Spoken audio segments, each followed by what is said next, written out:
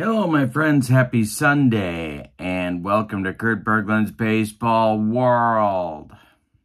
As promised, this is your follow-up video on my face-to-face Strat baseball draft that happened yesterday, Saturday, February 24th.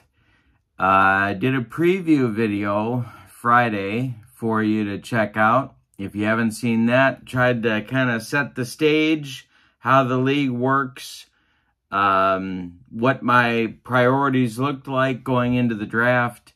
Some things changed a little bit in terms of my preferences and so on Friday night, but pretty much stayed on the same track that you saw in the preview video. I hope you have a refreshing beverage. What I'm going to do today is to go over what happened in the first round in the league as a whole, give you some impressions of the draft, and then talk about my draft and my team in the hopes that it will help you in some kind of a face-to-face or maybe even online league where you may decide that either my draft approach makes sense for you or that it's completely absurd. We could go either way. We'll know very shortly what happened, or the proof will be in the pudding, as they say. The season starts Thursday night. All right, so with no further ado, let's take a look at the first round of the draft and who was taken, and that'll kind of set up what happened for me yesterday in the draft. Oh, and don't forget, check out channel membership. The link is in the description for this video. With channel membership, you get discounts on the secondary store. You get a free gift from me every month. Actually, usually more than one free gift every month. And you get access to members-only exclusive videos. It's a very great bargain for you. All right, so let's get into the MMBA draft. And we'll start with the 15,000-foot view of what happened in the first round. All right, so what you see in front of you is the last names plus the order in which the players were taken in the first round of our draft yesterday. The order went like this: Yamamoto, Crawford, Steer, Garrett Cole, Eflin, Holton, Seager, Ginkel, Flores, Waka, Assad, Olson, Sears, Reagans, Abbott, and Basallo. All right, so what you have here is kind of a sample of what the draft typically looks like. You have a combination of prospects who don't have cards. You have some first-year players who, for whatever reason, weren't drafted when they were prospects, but kind of burst onto the scene and have nice rookie cards and look to have a good future. And, of course, these gentlemen would be two of those. But there's other examples here as well, as you can see.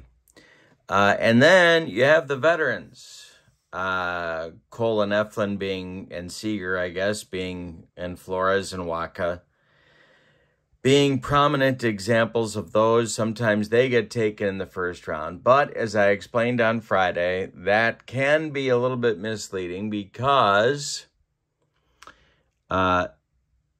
the draft order in the first 4 rounds of the draft is established by how much money you have left to spend. The more money you have left to spend, the higher you go in the second round, in the first round, in the second round, the third round, the fourth round. So there is a built-in disincentive to take an expensive player like Garrett Cole or Corey Seager, for example, because that will knock you back in future rounds because you won't have as much money to spend. First 4 rounds are not based on reverse order of record, as it is in most leagues, and I would argue in most leagues that are sane. So My pick was the number 7 pick, but I made a big trade a few weeks before the draft. If you are a frequent visitor to my channel, you know that I've been talking about Yoshinobu Yamamoto for the last 4 years as the best pitcher on the planet. And so what I decided was that it'd be a little bit crazy if he came into the league and I didn't at least make an effort to get him. Now, I was sitting at the number 7 pick. I did not know where Yamamoto might be taken, but I was pretty sure that he'd be gone by the time my 7th pick came up. So what I did was I made a trade offer to get the first pick overall in the draft. And what the offer included was my 1st round pick, my 2nd round pick, my 6th round pick, and Christopher Morel, who, because of his contract being only $500,000 and the fact that he certainly is hitting well in his young major league career, gave him value either to the new owner to keep on his roster and use, or to flip him. And I made all of that for the first choice overall, and then I would also get 3 players of his choosing to make it a 4-for-4 trade. Well, I got lucky and he took it. And so what that meant was I got the 1st pick overall, and my trading partner got my 7th pick, along with my 2nd round pick, my 6th round pick, and Morel. So Yamamoto was my 1st round pick, but I couldn't tell you about that on Friday because we were trying to keep things on the down low, on the QT. So this shook out to be the draft order. It may turn out that I drastically overpaid for Yamamoto, but I don't think I did, and we'll see what happens in the years to come. I'm very much looking forward to seeing how he does in the major leagues, and I'm very confident. I think we're talking about a leading candidate not only for Rookie of the Year, but certainly in the conversation for Cy Young in the National League. So that's how round 1 shook out. You see this sort of combination, this melange, if you will, of prospects, new players, and veterans. Now, I would argue, and I think most of us in the league would say, that the strength of the draft overall, and it's reflected in this round 1, is not good in this draft. Just as an example, in other years, Zach Eflin would not be a 1st round pick. Wilmer Flores would not be a 1st round pick. But sometimes team needs override what you think the talent assessment looks like. And the talent pool here was thinner than it's been in other years. And so this is how it all kind of shakes out. All right. So with that said, what happened? What selections did I make, and what happened but overall, the draft, I think we can say from the big picture view, not as strong as it has been in other years. All right, so now let's look at my selections. All right, so what we see here is my list of the players that I took, plus the round that they were taken in. So Yamamoto, for example, taken in round 1. He belongs to me. My team is the Pirates. Talked about that a little bit on Friday. The significance of the team name is for home field ballpark effects, which, as it turns out, and the reason that I selected the Pirates ballpark 2 years ago was that I wanted a pitcher's park. Especially because I knew that my team was going to have trouble pitching, and I wanted to make it difficult to drive the ball out of the ballpark. We'll look at whether that makes sense for my team for this year in a few minutes. But first, we're going to look at the draft, who I took. So Matt Brash was the man that I acquired with a third-round draft pick. I write their availability on the card, and then I write their on-base chances. In this case, on-base chances allowed versus lefties and versus righties. These are the usage limits. So he has a usage limit of 4 innings per series and 31 innings in the 54-game season.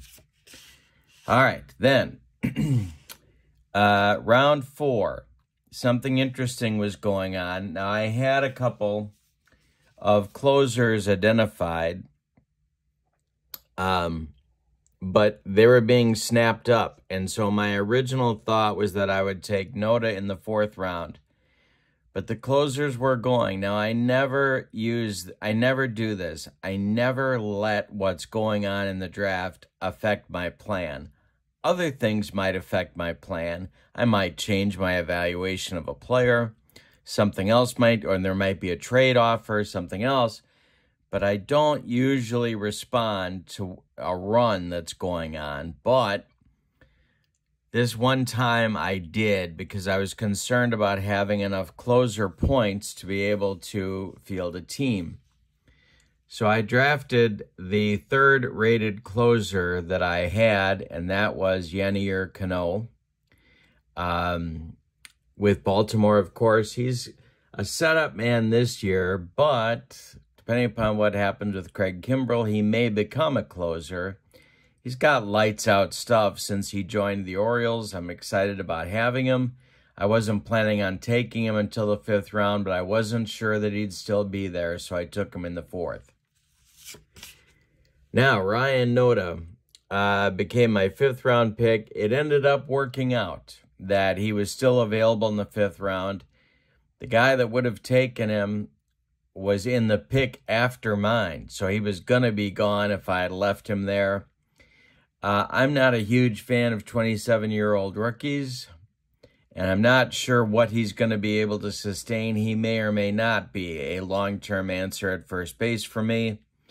But he's the answer this year, and what he allows me to do is to play Cody Bellinger most of the time in left field.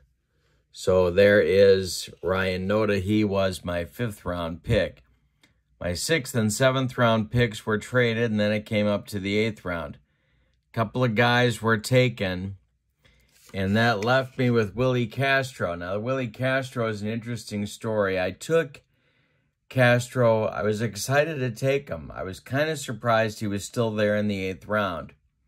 He's got some availability.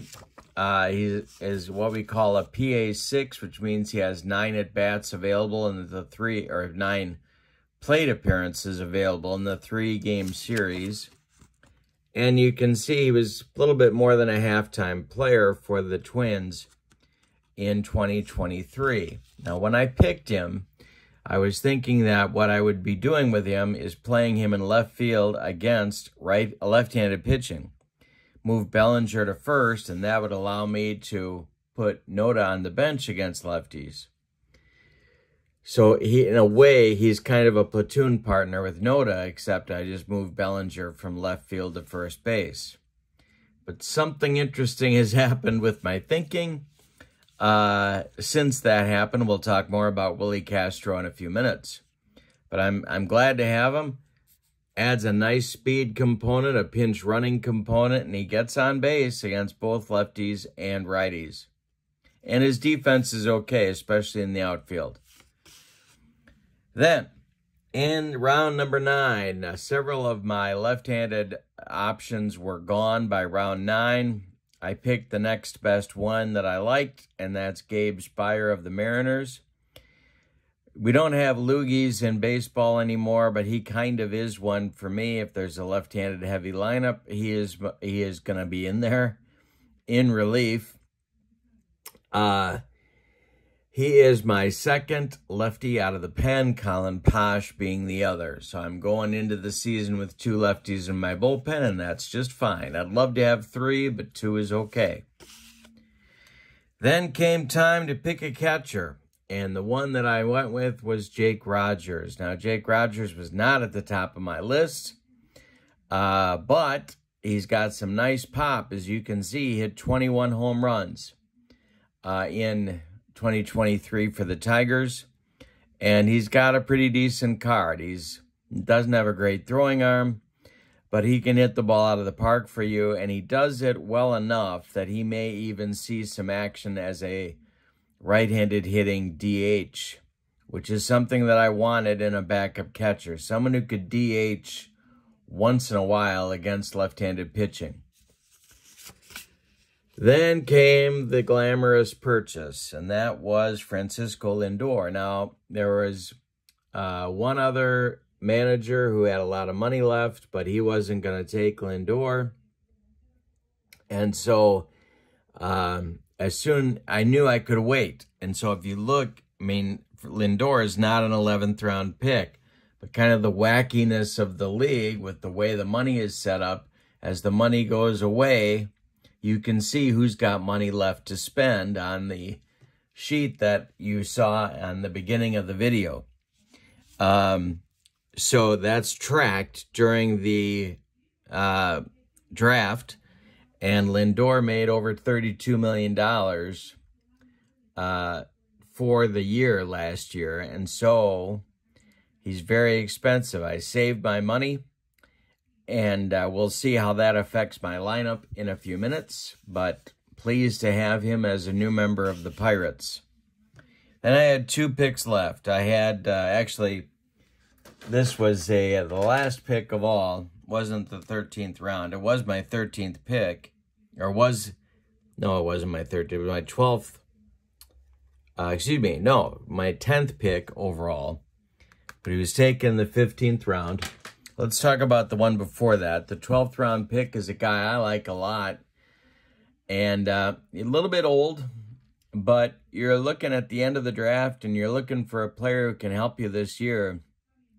Stuart Fairchild fit that bill. I kind of targeted him. I've been watching him, watching his videos on YouTube. He's a wonderful athlete. He's going to play against left-handed pitching for me. He plays defense. He can run. And I think, and the Reds are a little bit chaotic at this point because they're kind of overloaded with good players, good young players. But I think this year he might be able to stick and make an impact. So we'll see if that works out. If not, I've gambled a 12th round pick, and that's not really a very serious investment. He also makes less than $1 million, so he's helping me with my bottom line as well. Last but not least is Blake Sable, who is another guy who kind of a fringy guy at the moment, but I wanted a left-handed hitting catcher, especially one that could deliver in the clutch, and Blake Sable fit that bill.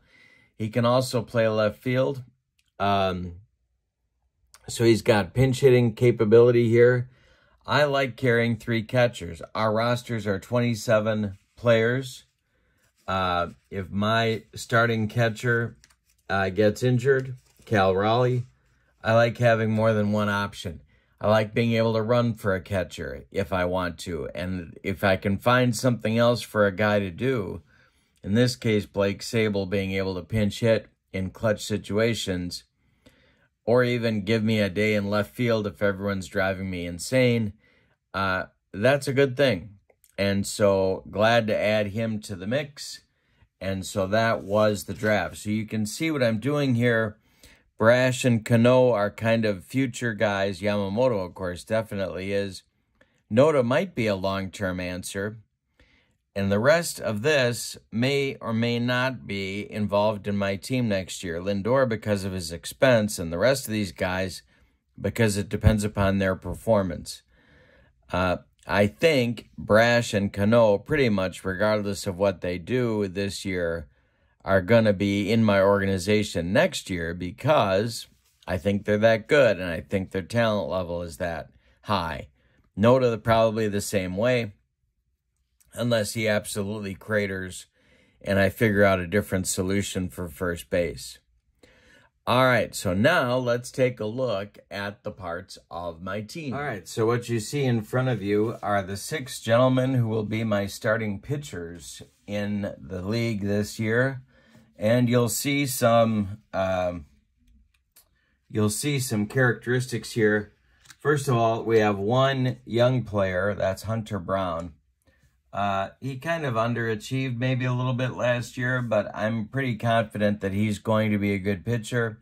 Happy to have him on the team. He was my second-round draft pick last year. Thrilled to get him, big value, I think, and I was thrilled that he fell to me last year in the second round. These guys make up probably the best starting rotation that I've had in a draft league in a long, long time. Now, you will see, and this kind of gets to what I was talking about before about the ballpark. It's tough to get a ball, to hit a ball out of the ballpark in Pittsburgh, as you probably know, and the Stratomatic ratings reflect that. So you see a lot of diamonds on these guys' cards, especially for Nola, Giolito, and Brown. These guys are homer prone or can be homer prone. And so these three guys are the ones that I'm going to be starting most of the time in the 3-game series played at home. Senga and Keller, I'm going to save for road games, and then I'll mix in one of these other guys. Junis is only going to start one time this year, and I'll probably wait to do that until near the end of the season. But these 5 guys will make up my rotation for most of the year, and the reason that worked out so well this time is because there was such a lack of starting pitching in this draft. I was thrilled to not have to draft one, and I could focus on other team needs instead. So these are my 5. I'm expecting them to be back next year. Maybe not Giolito. I don't know that he can pitch in Boston effectively the way he throws. He's a fly ball pitcher in Fenway Park. I'm not sure that's a good fit. Senga, of course, having some early season injury issues, but I'm not too worried about that. I think this will work. I'm hopeful that one of my young kids from the minors can come up, make an impact, and maybe allow me to say goodbye to Mr. Nola as well next year in that contract. But we'll see if that works out. I'd like to spend a little less money on my starting pitchers than I currently am. All right, let's look at the bullpen. These are the 6 people who will be in my bullpen to start the year. Cano and Brash being the long-term guys that I think are going to be very good going forward. Dominguez I picked up in a trade this winter, not because of how awesome his card will be now, but because that arm is just unbelievable to me, and I think he might turn a corner and become good, really good, at some point later on in his career, maybe this year. Eli Morgan was really good 2 years ago. He kind of bottomed out a little bit last year. You can see all the diamonds. He got taken deep. But he's okay against lefties, kind of a reverse righty with his pitches, and he's usable for me for this year. And then my lefties, Posh, in the more high leverage spots, and Spire is the other one. I have 2 minor league pitchers who could be used in the bullpen. Quinn Priester, I'm hoping, is a starting pitcher for me next year. Andre Palante is so bad against righties, he's almost unusable. But later on, I'll be bringing him up, I'm sure. As I burn through innings with these other guys, I'll need another pitcher. Probably won't be Priester. It'll probably be Palante that gets the call. Closer is here. Dominguez might close once in a while, but Brash and Cano are going to get the majority of the closing responsibilities. All right, let's start with the infield, looking at the catchers. As I mentioned, I like carrying 3 catchers. These guys, pretty much top to bottom, are the way that they'll be used. Raleigh's going to be the starter. Drafted him in the first round last year. Was thrilled to get him. And drafting him allowed me to get rid of JT Realmuto and his $23 million contract this year. And that, of course, led to the ability for me to get Lindor in the draft. Jake Rogers is better defensively than Sable, so if Raleigh does get hurt, Rogers is going to be the one who gets the call. And as I indicated before, this column might get him some DH appearances against left-handed pitching. Sable's my secret weapon, pinch hitter, and third catcher. Might get a start or two in left field as well. We'll see how that goes. So I've got my three catchers, and we're set there.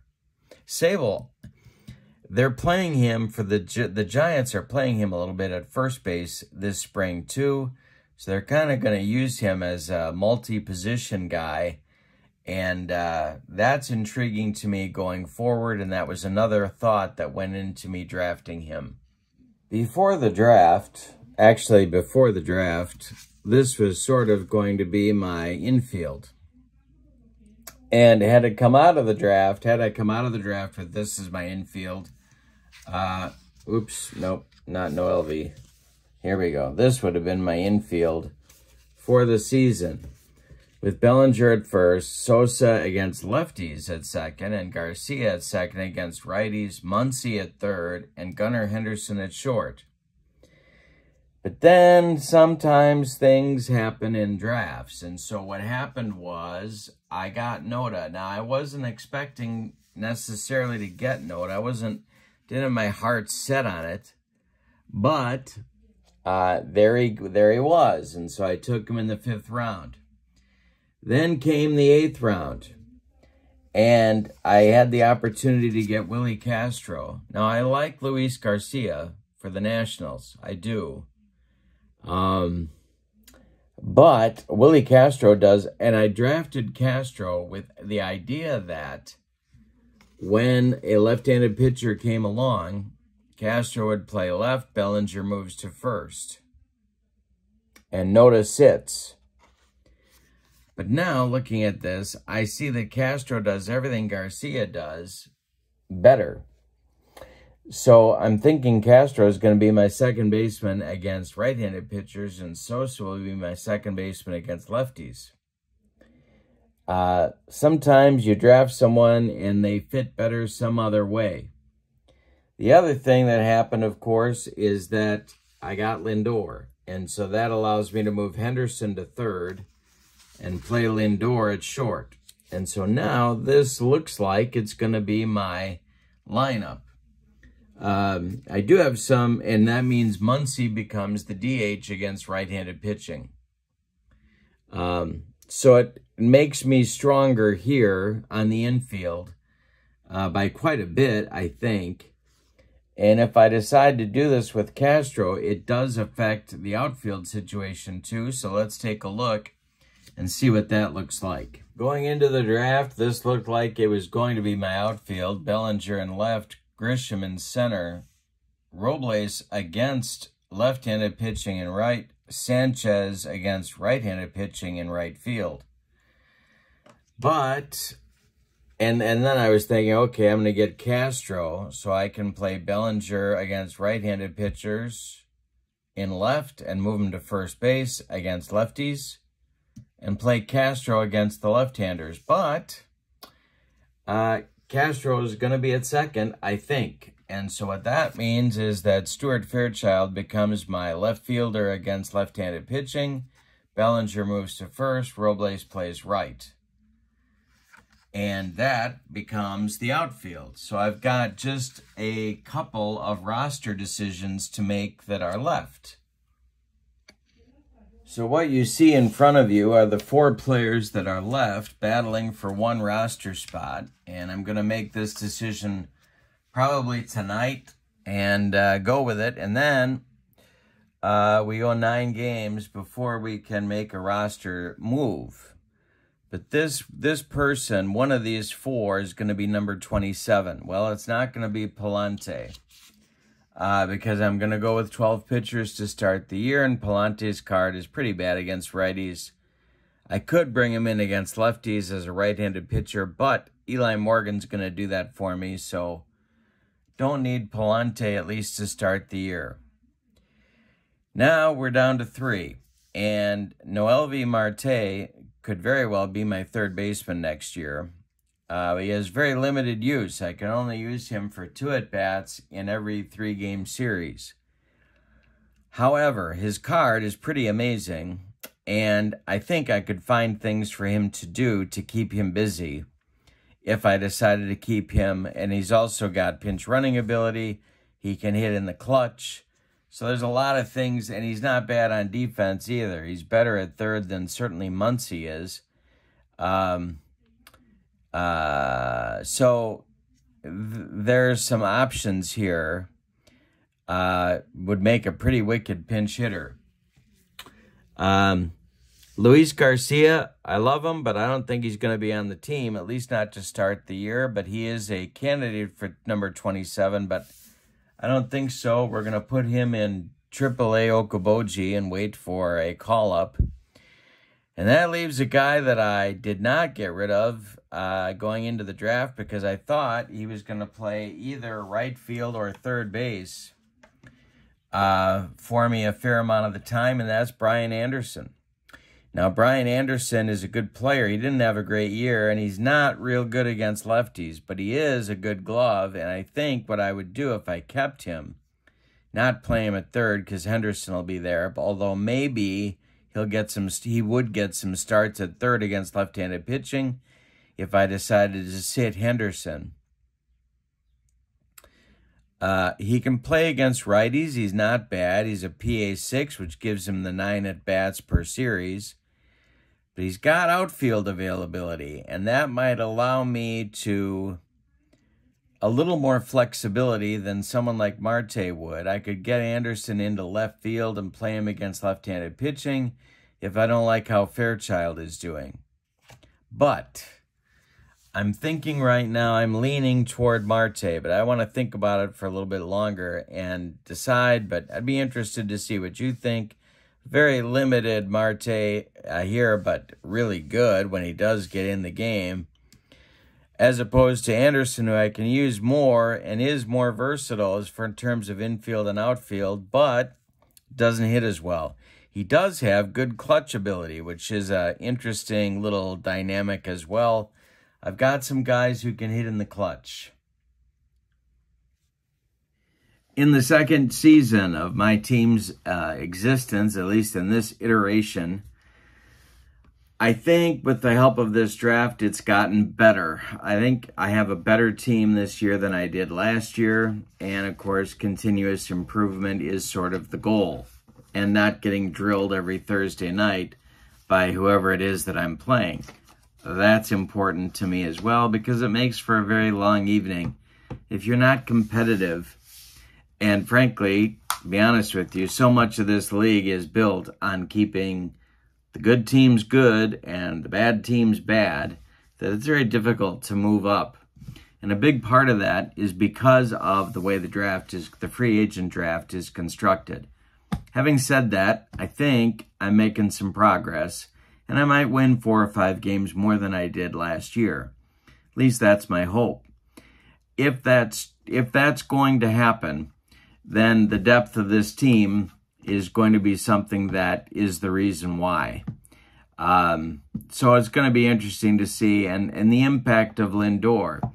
You know, one of the things I think people are forgetting about the 2023 baseball season is they look at their 2024 cards and they say, oh my gosh, my pitching is no good, my pitching is no good. Well, everyone's pitching is no good because run scoring was up pretty dramatically last year. And so, if you can hold your own on the mound and score some runs, you're going to be okay. And the way my ballpark is situated, it's going to help my pitchers try and keep the opposition's runs down, at least at home. So if I can juggle the starting pitching well enough where I can minimize the damage that my bullpen will do, and get Cano in there for the saves and Brash too, of course, and Colin Posh as my big 3 in the bullpen, might be okay. Not going to win any pennants this year, but I'd love to be mediocre, and I haven't been mediocre yet. So we'll see how that goes. I'd be interested in your thoughts and comments on my roster, and especially on that last selection, the Marte versus Anderson to start the season conundrum. It's a toughie. Castro's going to be my new second baseman, even though he's a 4. I'm going to play him there, and hopefully that'll be offset by Lindor's 1 at short. So, hoping that I have a better season. I hope that this look at the draft is helpful to you, I'm putting some video from the start of the draft so you can see how things got launched at the end here. Might be interesting for you to take a look at and see how it worked yesterday. I didn't like the quality of a lot of the video because the room was kind of dark and the audio wasn't that great on the other clips that I took. But these were good, and this sort of set the stage for what the draft room looked like. Hope it's interesting for you. Thank you for being with me. Don't forget to click like and subscribe as well. Feel free to share this video to other folks who may be interested in Strat-O-Matic. Have a wonderful evening. Thank you. So long, everybody.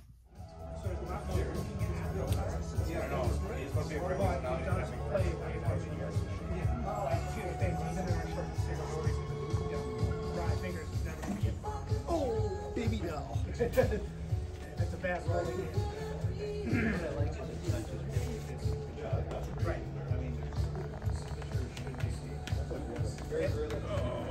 Yep, and that's what it is. And so, walk plus is the same thing. So it's going to have 10 so you're going to have to see they did. Walk plus is good. Stuff out of that.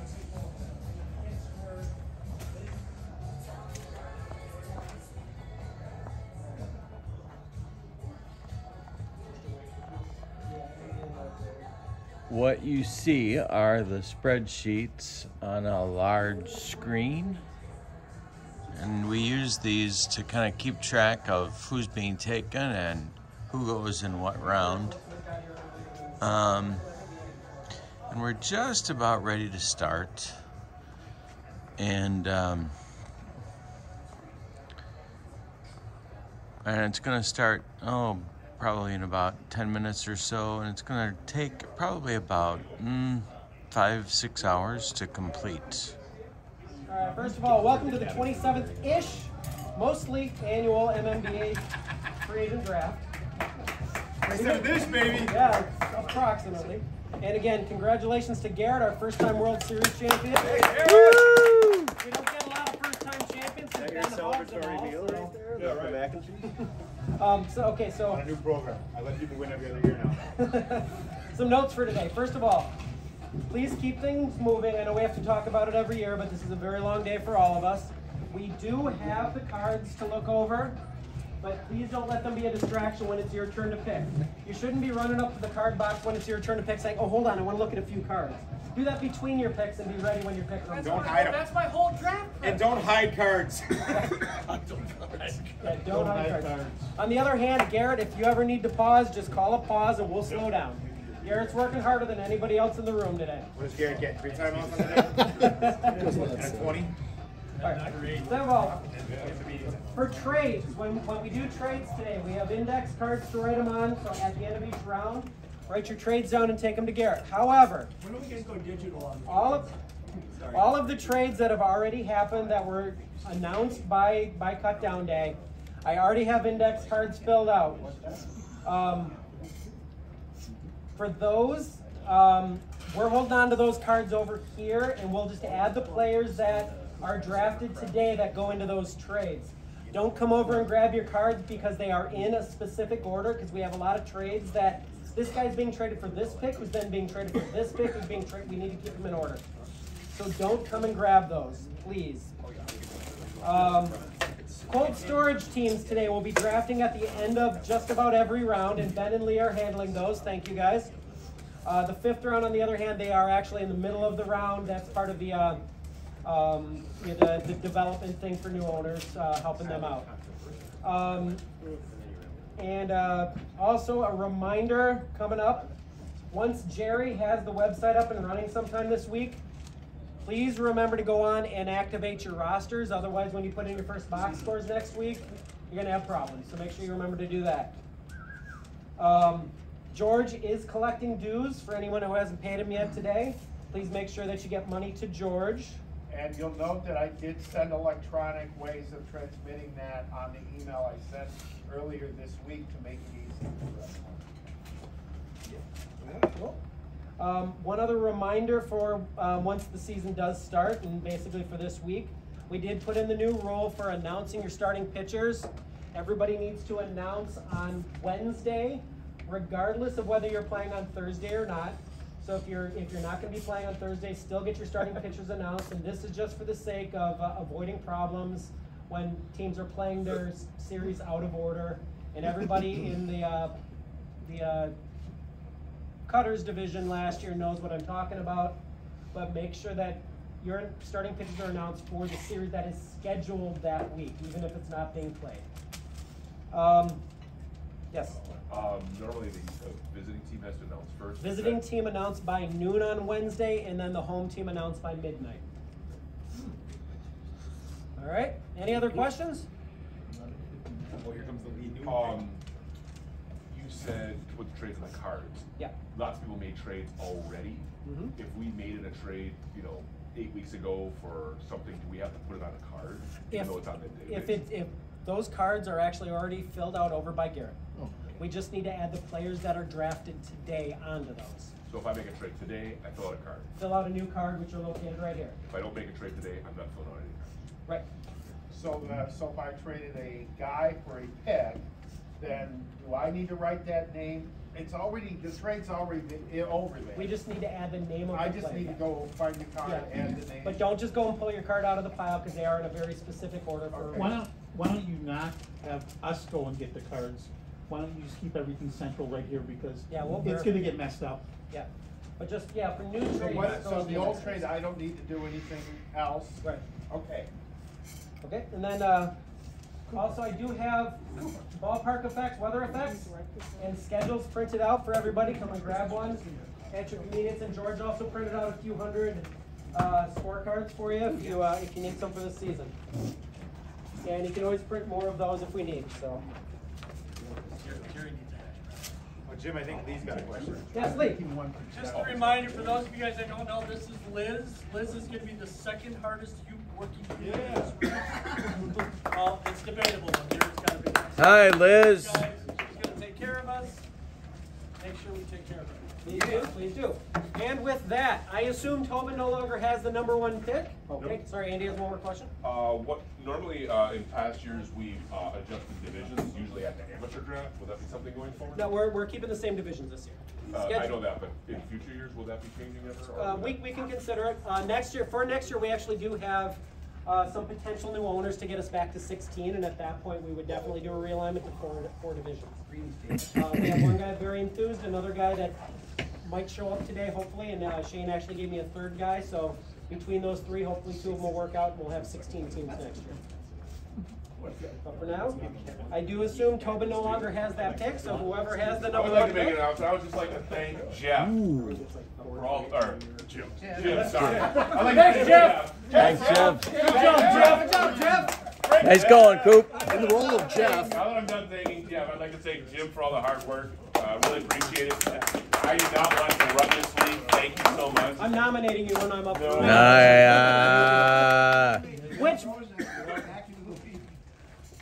Which, by the way, on that note, I am up for re-election in October, and we will later, after the season ends, we can talk about anything. I nominate Jim. I nominate Jim. God damn it! Stop nominating me. All right. With the #1 overall pick, the Los Angeles Angels take Yamahiro Yamamoto. Interesting. That was the 1-1, wow.